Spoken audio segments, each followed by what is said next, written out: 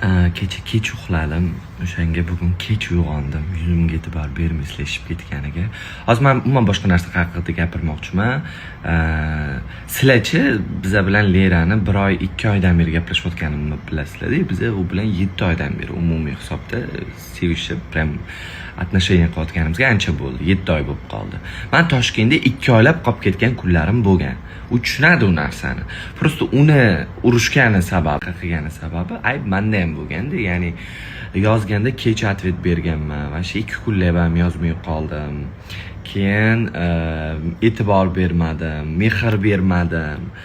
Qattasan, nima qilyapsan, yedingmi, ichdingmi, qo'ydingmi deganim yo'q. Tushundinglarmi? Xabar olganim yo'q. U shu uchun shunaqa ish qildi. Tushundinglar? Shu uchun shunaqa urushdi-da men bilan.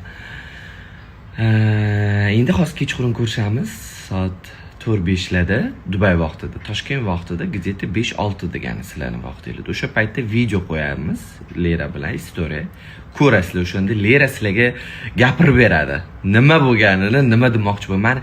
У меня есть твои подписчики dedi. O'sha gapim bor ularga dedi.